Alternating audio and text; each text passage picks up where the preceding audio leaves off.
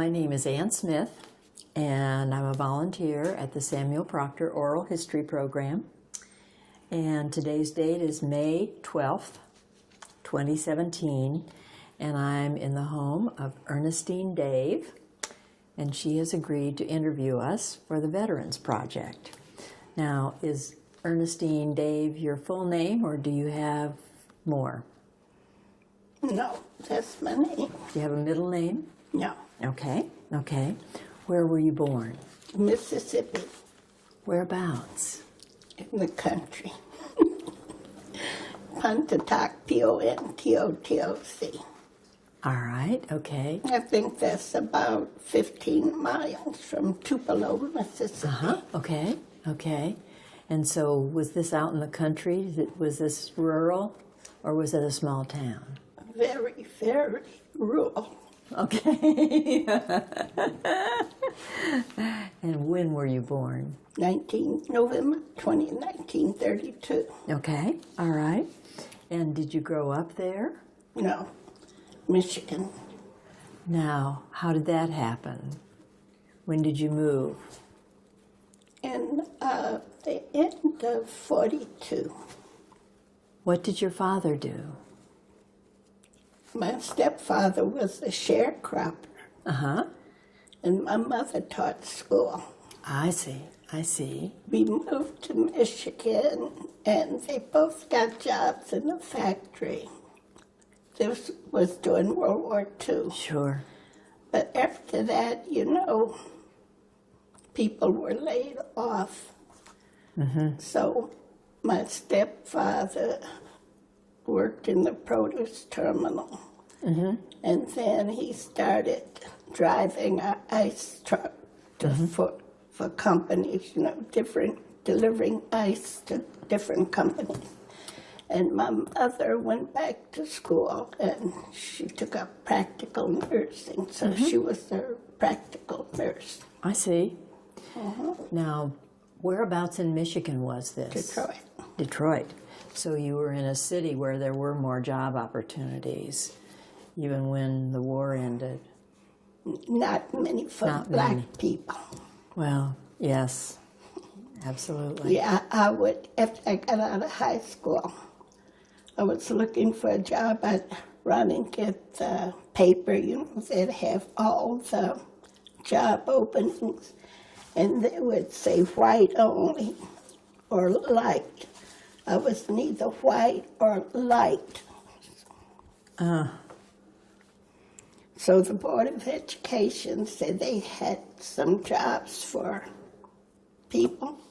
So some of my friends went down to Ernestine. I got a job through the Board of Education. I went down, and they gave me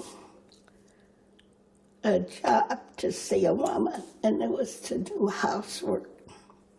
I don't do people's housework. I want to do my own. Well, let me step back. Now, did you have brothers and sisters? Oh, yes. I'm the first of 6. And so are you youngest or No, I'm the oldest? So your younger siblings then moved to Detroit with the family? Yeah, we were all kids, yeah. Yeah. My baby brother was born in Detroit. Oh, really? My baby sister was 6 months old when we moved to Detroit. I see. Now, I imagine the schools were segregated or not? In Detroit? No, they weren't. Did you have any trouble there? No. Yeah, you have trouble with new kids moving into the neighborhood. Some of the older kids that are already there during World War II, they didn't treat you too good. Yeah. Being a newcomer is not... Yeah, I was a country hick, well, that's and right. So-called cityfied people. That's right. You had a lot of lessons to learn, didn't you? Yes. When you first got One was to learn how to fight. Really? How did you learn that? Well, every day when we would come home from school, there was these three sisters, for some reason or the other. They would follow us home, hitting us in the back, and we would go home crying, my sister and I and my first cousin. And I kept doing it, and Mother says, if you come home crying tomorrow without fighting back, I'm going to whip you. So I decided to whip them.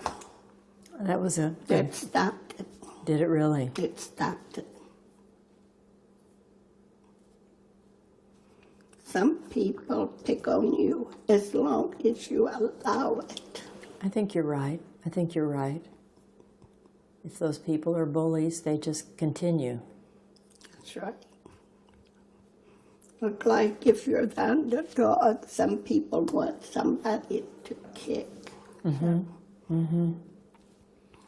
Well, that must have been hurtful for your siblings, too. Did they? Well, I don't think so. Not too much, because they always relied on me. I was the protector. So people didn't mess with them because they knew they had to come through me. And so you got pretty good as the protector? They knew not to mess with me. So, How far did you have to come home from school to come home? Was it a long way? probably about 10 or 15 city blocks. And did you live in an apartment or a No, house? house. And were the neighbors white or black, or some of both? Those around me were white. Did you have friends in those neighbors, or were they welcoming? They're welcoming. Well, now, how did you learn to be cityfied? If you had come from a rural area, what things did you have to learn that you didn't know before? I don't know. All I know is people in the South dress differently. Like, I didn't know that Mother didn't know that we needed leggings. It was so cold in Michigan. And when we moved to Detroit, it was the end of December, the 1st of January, and Mother knew it was supposed to be cold there, so she went to town and bought us all new coats. We got to Michigan, and those coats were like spring coats. That's right. We needed something heavy. Heavy. And they didn't sell them in Sure. the part of Mississippi we were in. Sure. So, the clothing was different. That's right. And I think we were kinder to people. Do you think the pace of life was different? Oh, definitely, because in the country, I don't care whether you're in the South or North, you don't know that many people unless you go to church or school and you're around your relatives. But when you're in a city, you have a lot of people to contend with. And I found out different parts of the country, they call certain things a different thing. Like in Mississippi, we call a soda, we didn't say soda, we called it a cold drink. And I remember going to the store looking for a cold, asking the people where the cold drinks were, and they showed me the water fountain. And in Detroit, we call a soda a pop. That's right. I went to Iowa and I asked for a pop, and the fella called himself to me and said, "Where do you want the pop?" So it all depends on where you're from. That's right. That's right. Well, did you like school? Yes, What did you have a favorite subject or? social studies. When Did you I like was in grade school, I guess I liked history and naturally gym. Yes, yes. Did you like sports? Yes. Were you athletic? I couldn't participate too much though because I had to go home and babysit. I didn't really have a childhood because my mother always worked. Sure. And I was the firstborn, so That's right. you take care of babies when you're a baby yourself. That's right. As the oldest, you take on the responsibilities of the younger ones. Not because you want to. That's right. Are they still close to you? I think so. Do they live anywhere nearby? No, my baby sister moved. When I moved to Florida a few years later, she moved to St. Pete. And one sister moved to Africa, but she's passed now. And I have a sister in Phoenix, Arizona. And my baby brother is still in Michigan. They're kind of spread all over. Well, now, when you graduated from high school, what did you do? I couldn't find a job. That's what you were telling me before. Couldn't find a job. So the only job that I was able to find, and they made you take an IQ test for that, was at Palace Model Laundry. And I don't care how careful I was, I'd burn myself. Now, what was your job? I was a shirt presser. Okay. And they had your own production. You're supposed to press so many. I said, no, I couldn't do that. And I admired the uniform, but I hadn't thought about going in service. And there was a lady working there that was a little older than me. She said, I'm going to go in service. I said, you are? She said, yes, I'm going to go and take a test today. I said, well, let me go with you. So we went down and took the IQ test. And it was just she and I. And when we finished, they told her, they said, I'm sorry, you didn't pass. So I got my coat to go to. They said, we're talking about she didn't pass, you passed. I said, oh. And then I wanted to go, but I was scared. I hadn't been away from home before. Sure. So I said, I don't know what I want to go in now. But I ended up going. And I was glad I went. I really Did you was. talk it over with your mother and stepdad? Well, I talked to my mother. She knew that there were no jobs available in Detroit. My first cousin had gone to Chicago, and she said to come to Chicago that she could help me. But she was kind of wild. And my mother said, no, I'd rather you go in service than to go in to Chicago. I was 18, and your parent had to sign for you. That's I was going to ask. Yes. So, when were you inducted, or? No, women weren't inducted. You volunteered.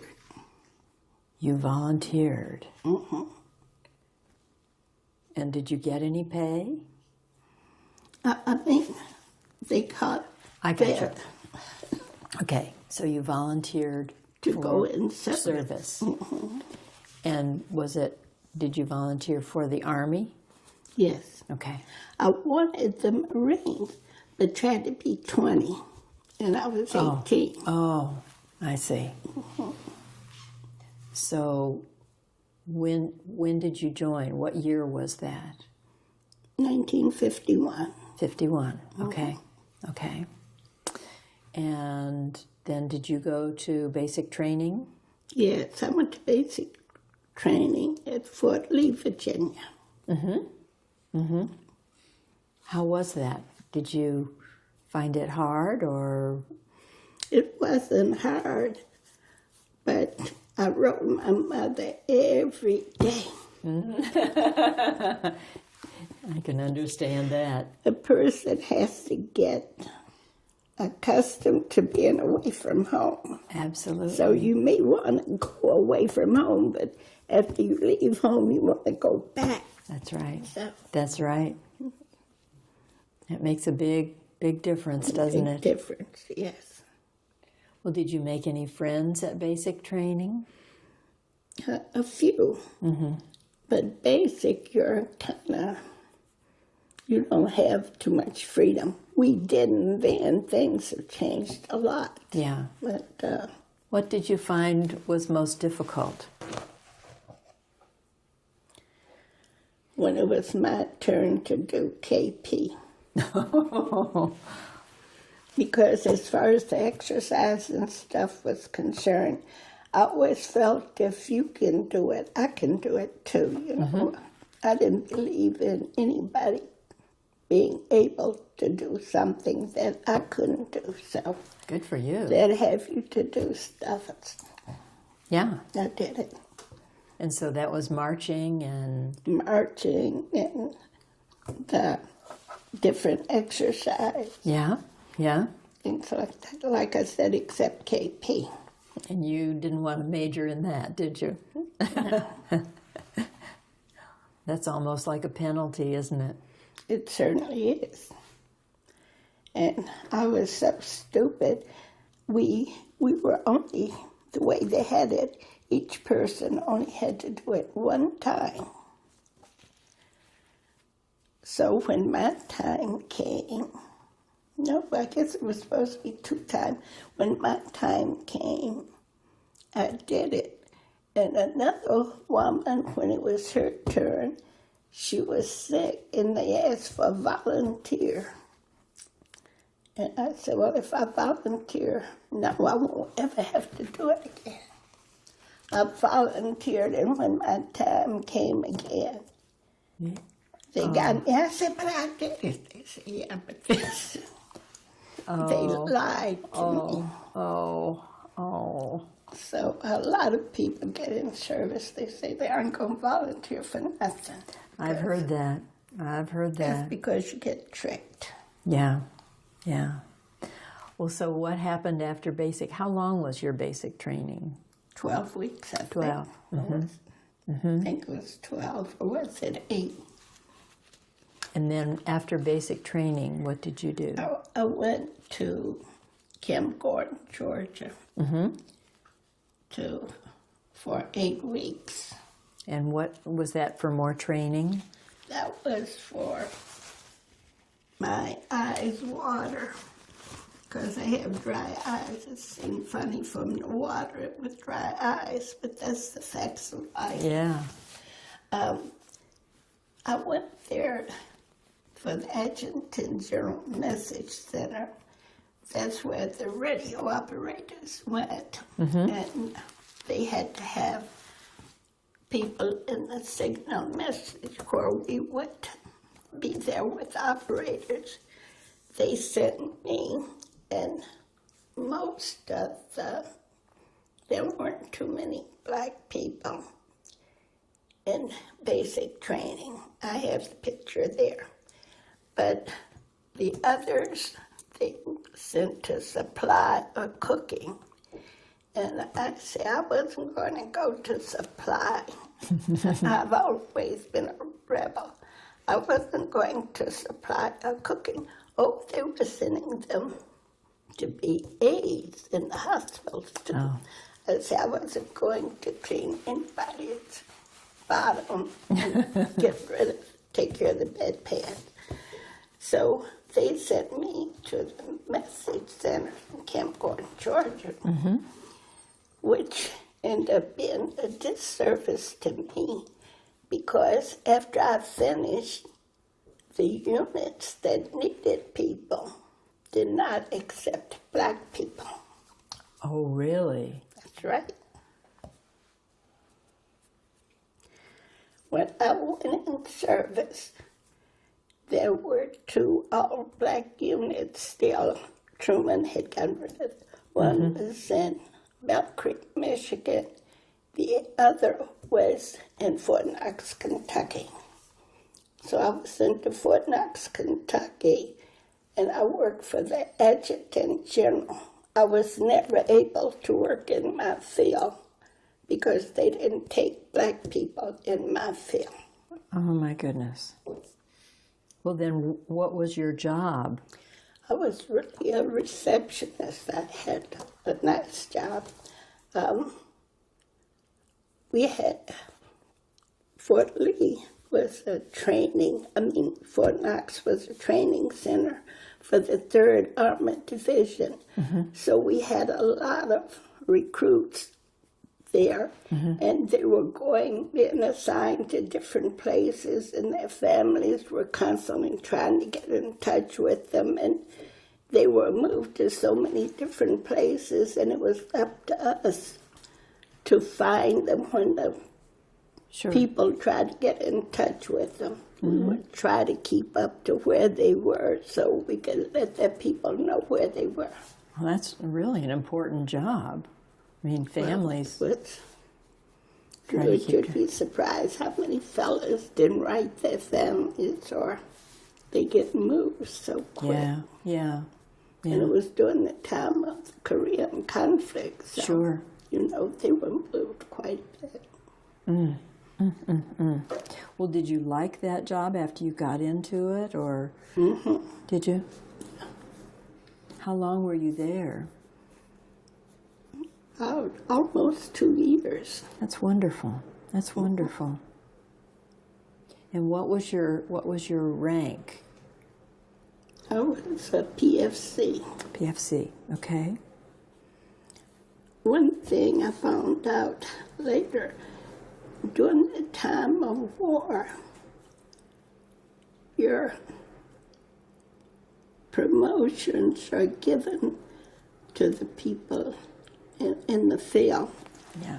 The people back home, they haven't got but a very few positions to give you to elevate yourself so you may stay at the same thing forever, not because of what you do, but because where you are. That makes sense from other things I've heard. Yeah. Well, I think they should get first choice because they're risking their lives. But you say, well, why can't I get a promotion? That's right. Well, we don't have anything for you. There were so many places that they could get points and do optional things. And so when you finished the 2 years as a receptionist, what did you do then? I went to Yokohama, Japan, and I worked in the prisoner of war mail room. I held a prisoner of war mail. Really? Yes. Whereabouts in Japan? Yokohama. Oh, you said that. I'm sorry. Well, now, how did you get over there? You didn't fly, or did you go by ship? I flew to San Francisco, and we left. Well, they put us at Pittsburgh, California, but we went by ship, and it took about 21 days. I was going to say. But with women, it was nice because we were with the dependents. Oh. The men were down in the hold, and I'm told that was terrible, but mine was nice. That was at least a good choice for you that time. Yeah, we had good accommodations. Before you went over to Japan, did you have a chance to get home and visit with your family and see your mother? Oh, yeah, always. Yeah. Did she know you were going to Japan? Mm-hmm. Was she happy about that? No. She said I was too far from home. Yeah. Uh, Were you excited about it, or did you dread it, or? Well, I dreaded it because I had this man that I called myself in love with, and he got sent to Austria, which was called the European, called the Yukon. So I signed up to go to Yukon. They weren't sending too many women. So an order came through one woman, and my commanding officer wasn't there. The assistant commander said, oh, Ernestine wanted to go. And she put me, but it was to go to FECOM, Japan, instead of Yukon. I was so mad. I told her, I said, I didn't want to go to Yukon. She said, but you wanted to go overseas, and that's the only thing. I said, well, I don't want to go there. She said, you were going. So that was it. Oh, my gosh. That's what you get when you volunteer. That was your second lesson. Yeah, but I'm glad I went. I really am. Well, now tell me about Japan, and tell me what assignment you had. I worked in the mailroom. Uh-huh. I took care of the prisoner of war mail. The regular mail, they had Japanese people taking care of, but you had to have a security clearance, and they only had me taking care of that. And there was still the remnants of World War II. The Japanese people were terribly poor then. Mm-hmm. But I tell you, the city was so clean. You didn't see bowels and rags and paper and stuff, I guess because they couldn't afford it. But they had nothing, and just about everybody paid for. We paid for people to work in the kitchen for us. We had to pay just a little bit, everybody. And all of us had maids where we didn't have to wash, make our beds and nothing. Boy, it was a life of leisure. Yeah. Yeah. It was beautiful. Yeah. Well, what was your interaction with the POWs? I never saw them. Never got that close? Mm-mm. I was in the mailroom. Yeah. I was in Japan. They were in Korea. Oh, I see. I see. So you didn't have prisoners of war there? No. I got you. That's the prisoner of war mail came through To you. me. Yes, I see. I see. And people, I say, I don't know what they were thinking about. People would send their sons or husband chocolate and a letter. So you can imagine what that letter looked like. Yes, I'm imagining.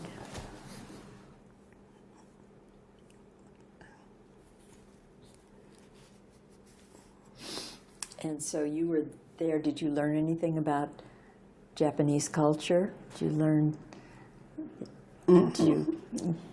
Yeah, I got a chance. I went to one of the hotels that I'd heard about, and I thought it was so unique. You went down in the ground to the tub, and about 4 people could bathe at the same time. Mm-hmm. And you pull off your shoes. And that's where I fell in love with chicken fried rice.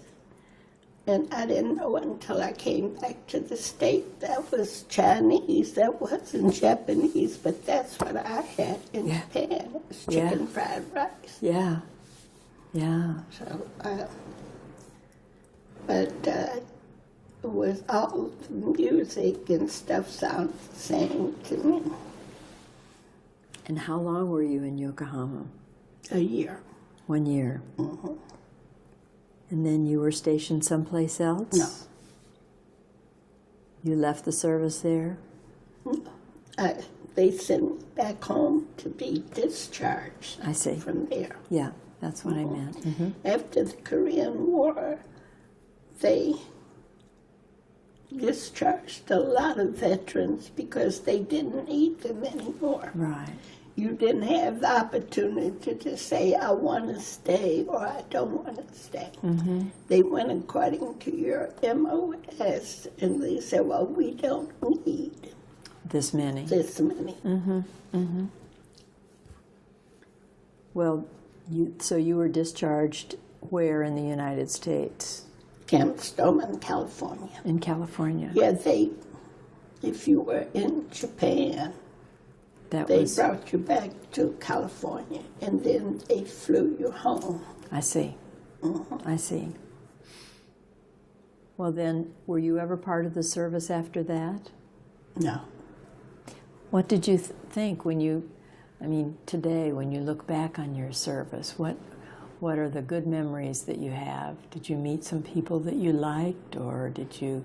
Yes, it was very interesting. And I know that things were different, even though there was segregation all over. I know it was worse in the South. And when I was in Georgia, I met this black fella, and his best friend was white, and they both were from New York. And they went everywhere together. So they said, we're going into town. I said, I want to go. So I went with them, and we were hungry. We knew we couldn't eat at the white restaurants. So we went to a black restaurant. We waited and waited, and nobody came to wait on us. So I snagged one of the waitresses and say, why don't you wait on us? She said, ma'am, look at the window. I hadn't even looked. We were talking, so people had their heads pressed up against the window. I said, what's happening? She said, they think you're a prostitute in here with them. Oh. Yeah. No such thing as having a friend. And they said they'd call the police because black and white were not supposed to be together. And at Camp Gore, after we got off work, out of school, you could wear your civilian. Mm-hmm. Well, we didn't. The women, we didn't have any civvy things, so we decided to go into town. There were 4 of us, I was only black. We wanted to go and get us some pretty dresses to wear. Went in town and got these dresses and picked them out. Went in the dressing room, and the sales lady came in there. She said, what are you doing in here? Everybody looked. They said, we're trying on clothes. They said, I mean her. They said, well, she's trying on clothes. It was the sales lady. Well, she can't be in here. And my friends say, why not? They say, she said, because she's black. Well, they said colored, which I hate, the word colored. Yeah. Said she's colored. So they said, well, if she can't be in here, we can't be in here. And the cell lady said, oh, okay, that's okay. Oh, what a shame. What a shame. Such is life, though. Such was life. So, but they were my friends, so if I couldn't stay, they couldn't stay. Well, I hope things are getting better. It certainly has caused a lot of heartache. A lot of... Yeah, if they aren't better, it's not as overt. Yeah, So, that's right. Well, so your mother was glad to see you come back. oh, yes. You had Yeah. stories to tell about far-off places, didn't you? Mm-hmm. Yes, but I still had to come back and look for a job. And that was probably not that much changed, huh? No, well, everybody was kind of having problems then because after the war, you know, everything, they don't need as much of nothing anymore.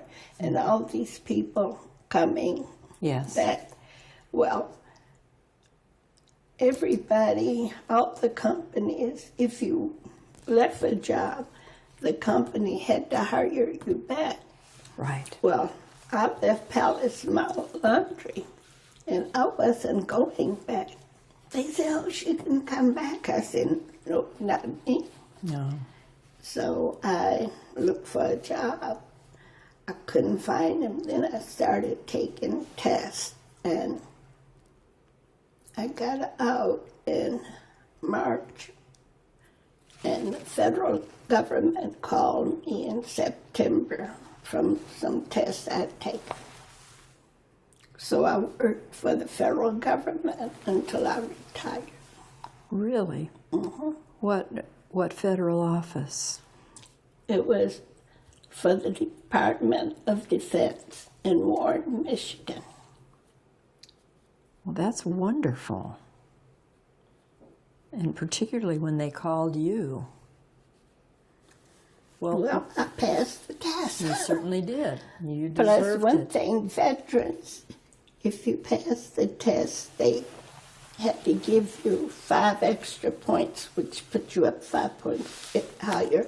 And if you were disabled, they got 10 points. So Well, now, what was your job?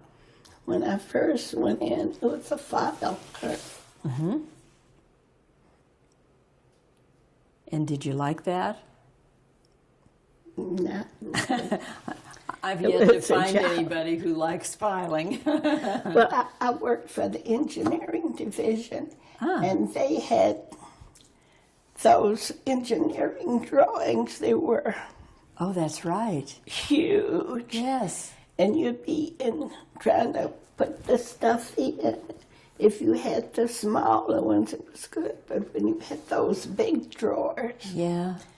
and for the originals, they had them in a steel vault with no air conditioning. Oh, And in the summertime, if you had to go in there, it was miserable. yeah. Yeah. Somebody had to go. Did you like your coworkers? Oh, yeah. Was it a good working group? Very good working group. And how long were you in the position of a file clerk? Maybe 6 years. And then you got promoted? Yes. I got promoted while I was there, but it was still file clerk. The engineers would come and need designs for certain things, and it was up to you to look at the program, really the drawing, and pull the things that he need to make whatever they were going to change or do. Mm-hmm. So it was, like I say, in the engineering division. And I worked for Department of Defense, which was, when I left, they were calling it the Tank Automotive Command.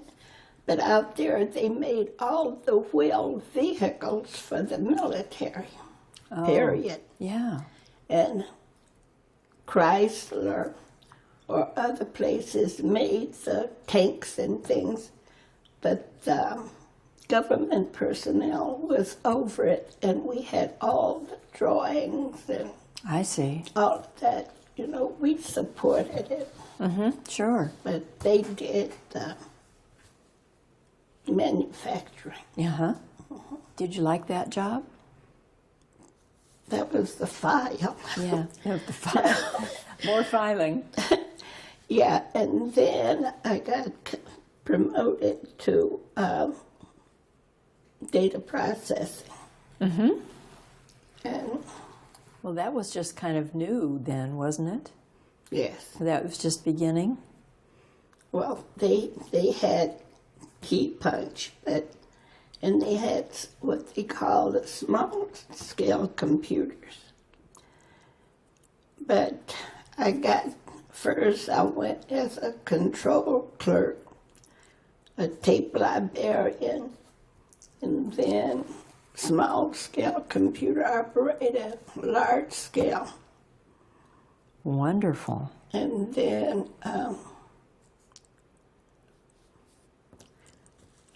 Did you have classes to learn all of this? yes. And then most of the new people were college graduates, and they took a few people that were working that they figured deserved a break. They took them and they sent us to Rock Island, Illinois, for 16 weeks for computer programming. Really? And I ended up automatic data. I'm not supposed to say data. He says you're supposed to say data. Automatic data. Okay. System processing officer. Wow. That hardly fits on a name tag, does it? Well, they call it ADPSS. Told you.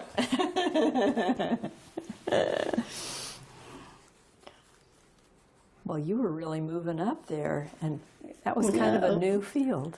But remember, I was there 33 years. I know. You certainly deserved it.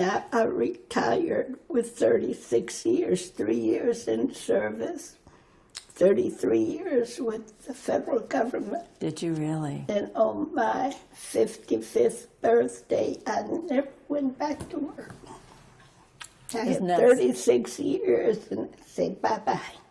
That's miraculous. You know, I think when people look back, that's a real advantage when you've been with the government and you say, I'm retiring, and you can. That's wonderful. It's what I tell you something. A lot of us, I retired because my husband and I had looked at some property in Florida, and we had a house built, and we were still living in Michigan. And it was the biggest, prettiest house I had ever had. And I didn't want nobody to stay in it. I said if they stayed in it, they couldn't smoke, and they couldn't have any animals or children. And my husband said, well, we may as well leave it empty. I said, you got that right. So we would come down as often as we could. Yeah. And he retired 6 years before me. So he would come and stay longer, but we had nobody to live in it, and we had to keep up 2 houses. But Yeah. the minute I was eligible, I retired and moved to Florida. And whereabouts in Florida did you tell me? Spring Hill, Florida. Spring Hill. Okay. Well, that sounds wonderful. That sounds like a dream come true. It was. I was very happy. Well, now we need to back up. When did you meet your husband? That husband, Oh, you're going to have a scorecard, aren't you? I've only been married twice. My first husband, I married him after I came out of service. That was in 1954. Okay.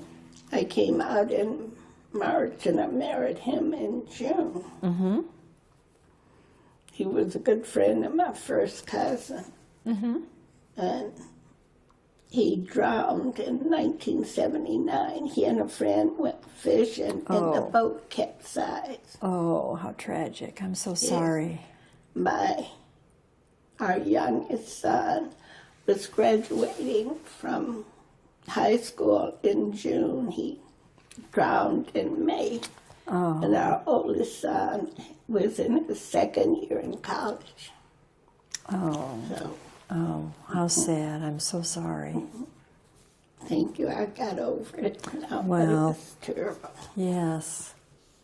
Well, did you stay in the house? Yeah, I stayed in the house until I moved to Florida. And you moved to Florida when? 1987, December of 87. And you Had the moved house here? built, no, No. Spring Hill. Had the house built in 82, though, and went back and forth when I could, and moved permanently in 87. I see. And then you met your second husband? He worked with me, I see. not in the same department, but we both worked in the same place. Wow. It sounds like you have had a full career. Yes, not doing too much now. What do you do now? What do? I play euchre at the Moose. I play NASCAR. Oh, do you? I play Mexican train, Uh-huh. pinochle, and go to church. And go to the casinos occasionally. That sounds like a pretty full life. If you stay at the casinos, they kill you. Yes, indeed. Oh, and since I've retired, though, I have done a lot of traveling. So I have really enjoyed it. I see people wait until they say, well, I still feel good, and they're still working. And I said, what are you going to do when you retire? They said, I'm going to travel. I know if you wait too long to travel, you won't be able to travel. You can't. That's right. Because when I went to Europe, you have to climb up to really sightsee. You got to be able to walk and do things. And now, if I waited until the age I am now, what I can't see on the bus, I can't see.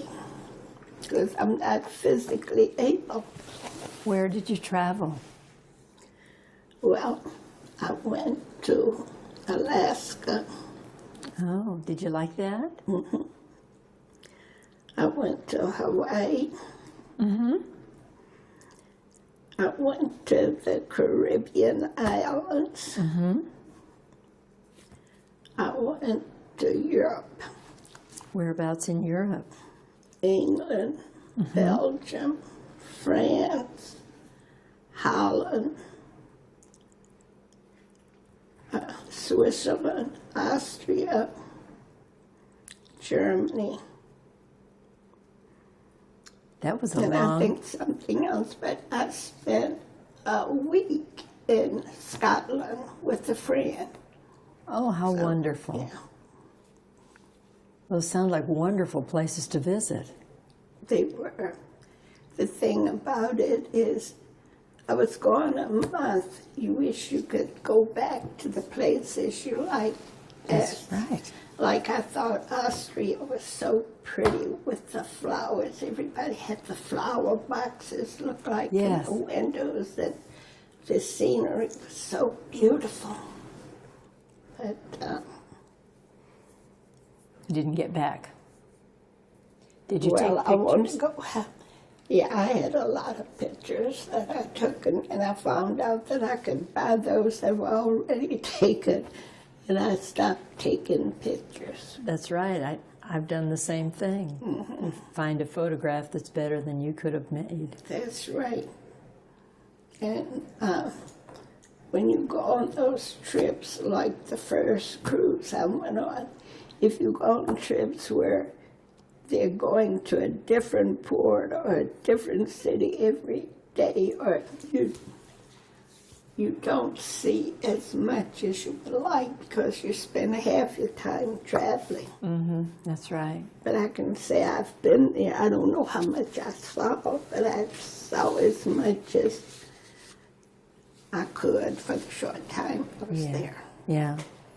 I like Italy and France. I thought those were interesting. Yeah. And Spain, too. But, And you're married still to your second husband? no. And you know, when you were saying how sad you were for me for losing my first husband, I'm going to tell you the truth. I'm divorced from my second husband.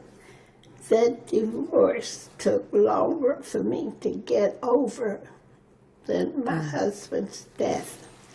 Because when a person dies, you know you won't see them anymore. But that divorce looked like it takes something from you, and it takes. Well, it took me quite a while. Long time. Yeah, but I'm whole now.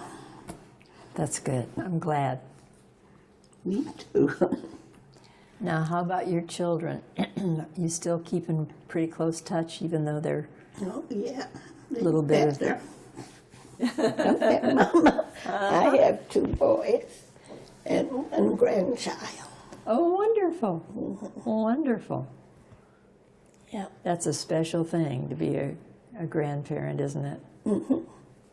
Yeah, but I tell you something, I love my granddaughter dearly, but I'm glad I don't live in the same city, because my daughter-in-law's mother had spent most of her time babysitting.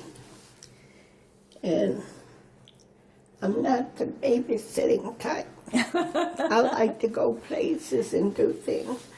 I would get my granddaughter 2 weeks in the summer, take her to Disney World. Yeah. I've taken to Niagara Falls. I've taken her to Arizona and different places where she would never be able to go. Sure. But as she got, even when she was little, I kept her 2 weeks. Yeah. Then she went back. Yeah. Well, that's a lot of responsibility, and I think grandparents, you know, they love their grandkids, but it's hard when you're older and you don't have the energy that you did when you were a younger person. Even when you, I definitely haven't got the energy now, but when I would take her with me, there were times when I wanted to do something, but it wasn't appropriate for a child. That's right.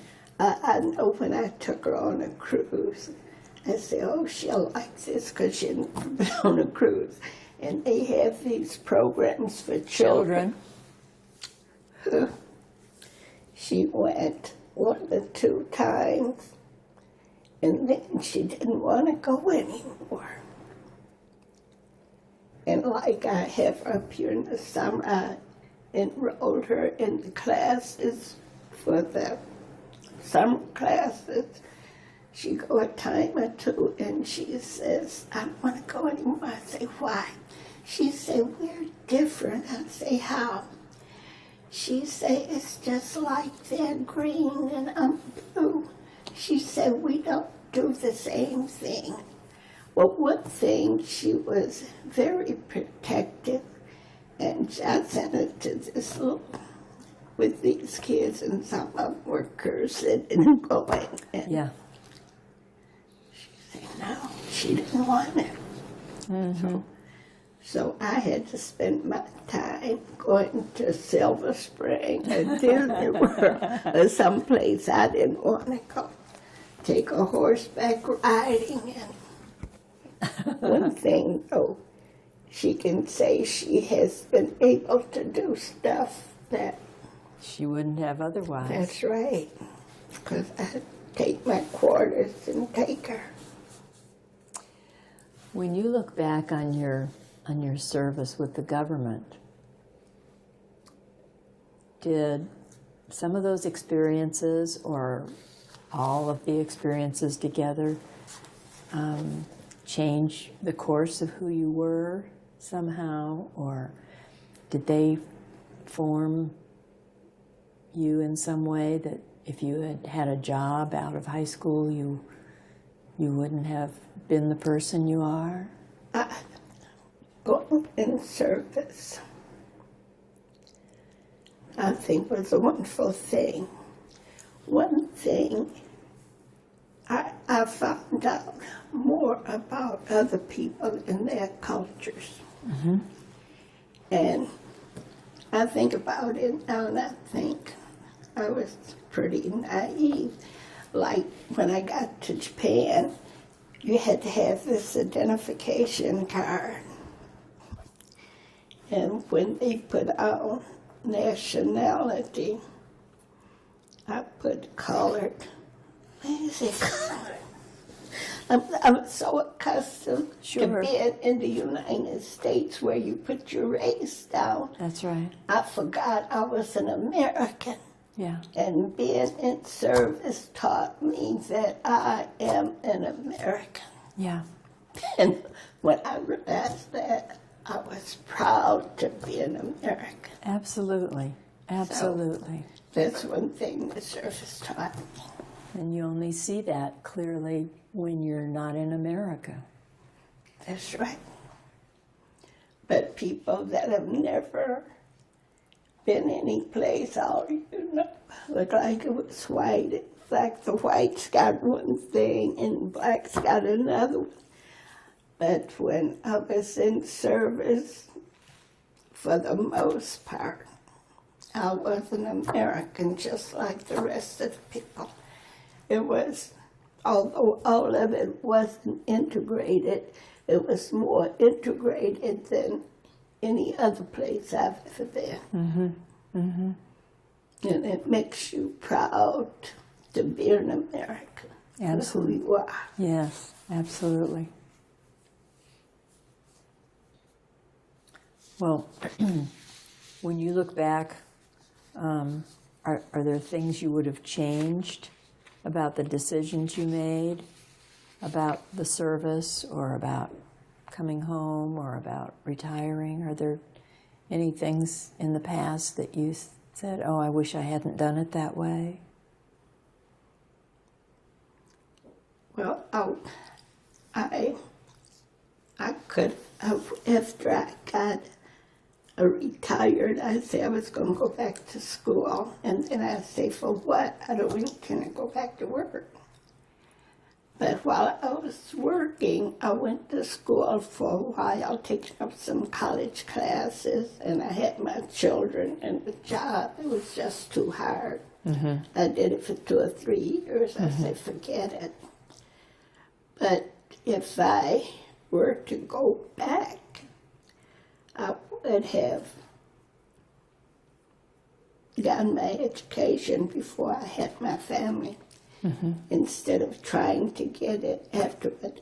But during that time, if you were like I was a file clerk working, and my husband was working, and there were other veterans.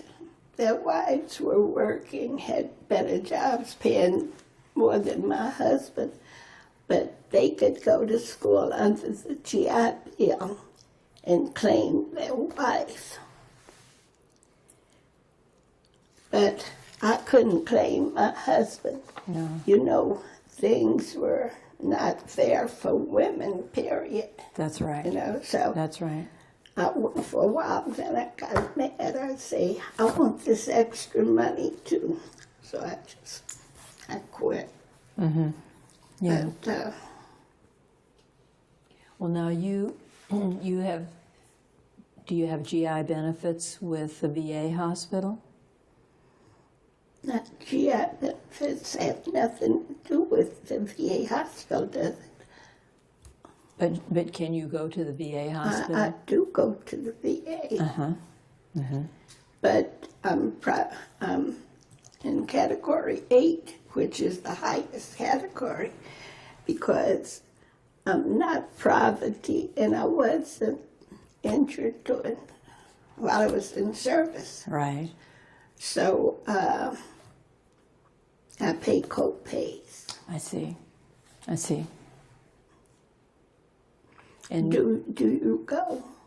I'm not a veteran, Oh, I thought you went. but I have worked at the Veterans Hospital as a nurse. No, people just assume because you go to the VA, you're getting stuff for free. Oh, But no. you get things for free according to what category Sure, you're in. sure. But it's much better than nothing. And you use the VA in Gainesville, isn't that right? Well, for some things, I have critical kidney disease. Oh, do you? So my kidney doctor is in Gainesville. But I go to the clinic here in Sure. Ocala. But I have outside insurance. So whatever one doctor tells me, I check the other one, see if they're telling me what I want to hear. Well, now, are there other things that I have neglected to ask you that you would like to make sure is on this oral history? Are there things that I haven't asked that you'd like to include? Not really, but the village on flight, Oh, that's right. They- You were on the honor flight. oh yes, they treat all the veterans like they were kings and queens. It's impossible to see how they baby you and pampered you. You feel like Well, you've that's- died and gone to That's heaven. wonderful. That's They wonderful. treat you so good. How long ago did you go? June 14. Oh. Well, I understand. It's a wonderful experience. It is. And when you, like, I wanted to go, but then they said they do all of it in one day. I said, I'm not physically able to do that. And they said, people are a lot older than you. And it's funny. You have so much fun, you forget you're tired. Yes. If you're tired, you stay up all day and all night. Yeah. But you're busy all the time. And you're enjoying yourself. So, if you had someone ask you about the honor flight and whether they should go, you would say yes. by all Yes, means. yes. I have convinced 2 other people to go Have you? since. Good. But it's funny. Some people, I guess, because I've always been so independent. And so 1 or 2 people have told me, say, can my wife go? I say, no, it's Nope. the veteran. I won't go then. We'll go together. I have never been where my husband has to go where I go all the time, or I have to go where he has to go. But I guess that's why I'm single. Well, but you had an early training of being independent and doing things and going But places. my mother was independent. Was she? Yes, very independent. So it came naturally to you. That's right. Good for you. Well, officially, Ernestine, thank you so much for your interview. You've been just a joy to talk to. Thank you for your service, and thank you for the oral history. Thank you.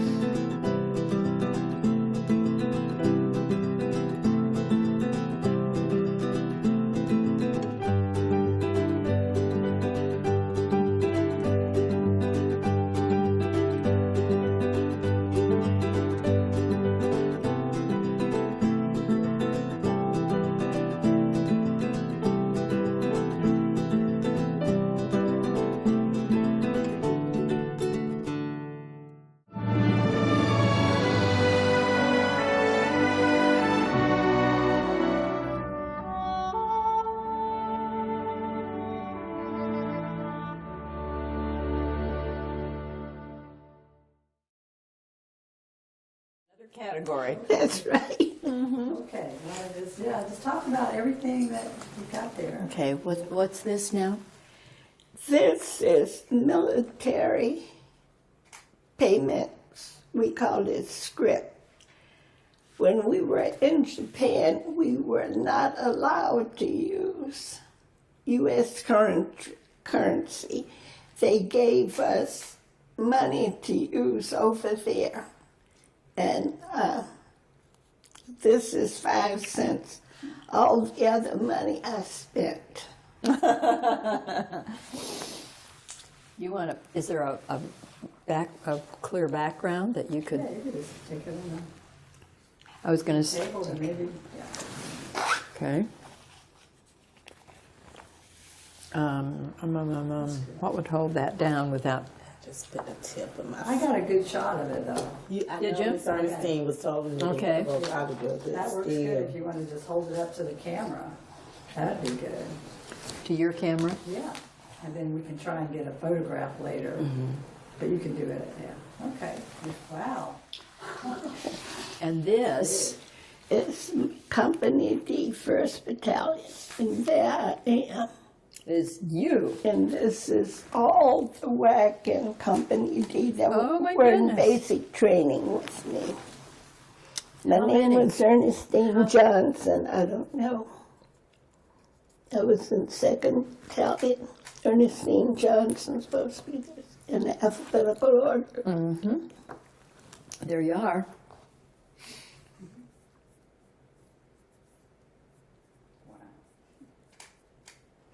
Oh my Look at goodness. those. That's what we stayed in.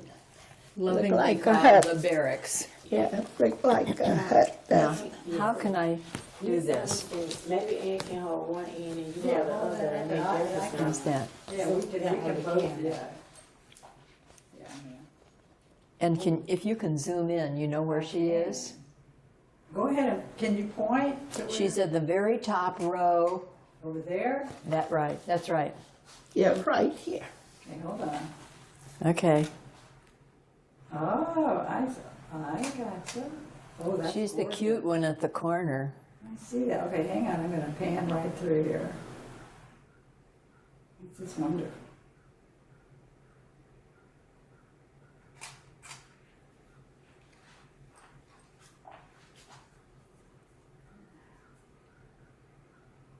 That's your whole class, huh?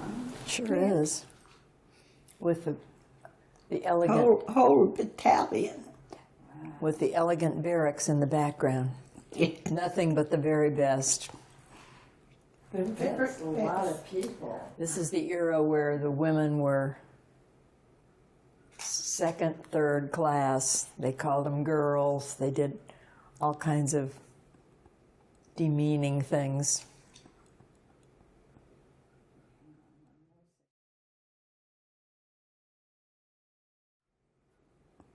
Excited. Got a good close-up of you. Yeah, good. Okay, we got it. Okay. Okay. This is a wonderful picture. It is. And it hasn't deteriorated a bit. And here I am on this one. Now, how is this different? What is this? Let's take it out here. This is still company, but it's a that's the smaller whole group. That's the whole battalion. This is, Company D. yeah. Okay.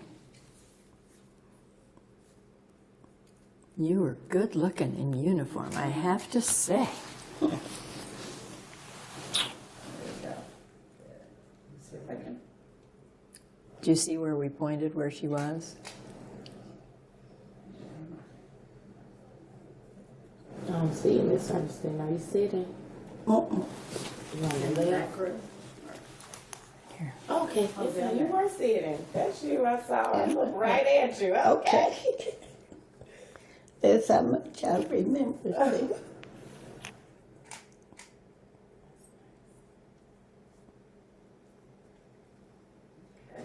Ready, Deborah? Got it? Okay. And this one I took right before I came home in Yokohama, Japan.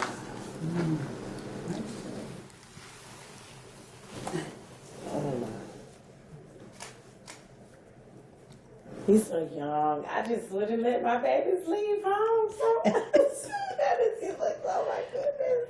Yeah, but everybody has to go out in the world and make their own life. Yes, ma'am. You did. I know, but she went to Japan. I know she probably cried. Did you ride every day then? No, No. I've been in service a while, Oh, okay, so. That'd make a good picture tomorrow. Put that picture but we next to her down there. but we always Yes, sir. kept in touch with each other. Get this photo. For you to do it, yeah. Oh, goodness, that's good. Isn't that good? That's really nice.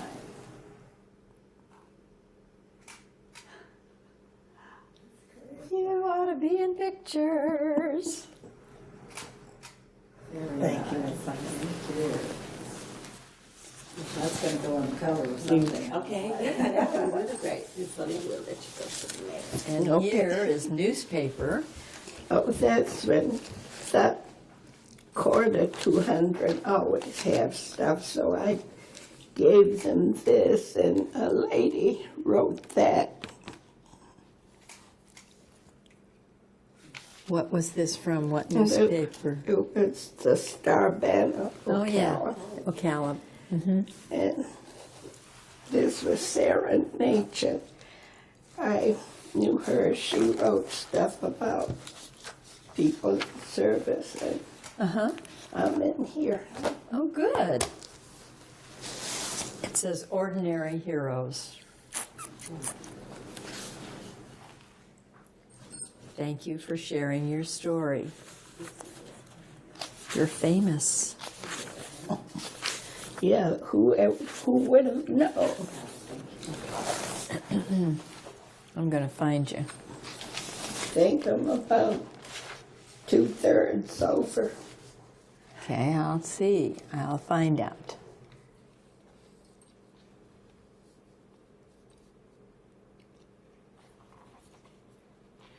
They've got a little write-up of each one and a picture at the beginning.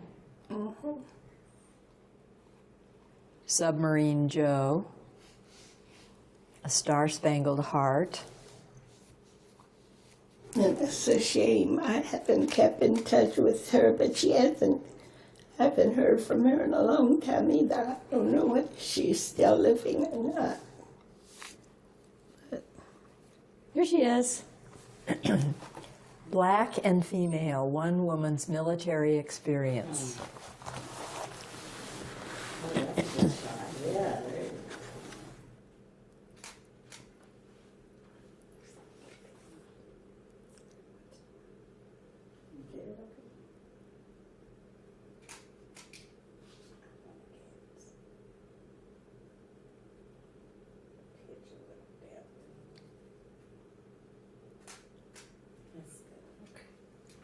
All right. that's a copy of one of the pictures? This is the same as that one, but we had, I used to belong to the WAG Veterans Organization, and we had a huge convention. They had it once a year, and that one was in Tarpon Springs, and they wanted stuff, so they took this, but I don't know how many WAC veterans there are now, since you don't have the WAC veterans anymore. They are in with the Army. Or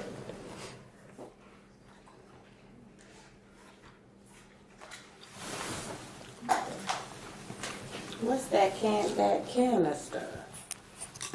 this is a cigarette lighter. I never smoked, but I thought it was cute. I was bringing something home from Japan, and I have a photo album. I don't know what happened to it because it was black lacquered with the picture of Japan. Oh, they do a lot of that black lacquer, don't they?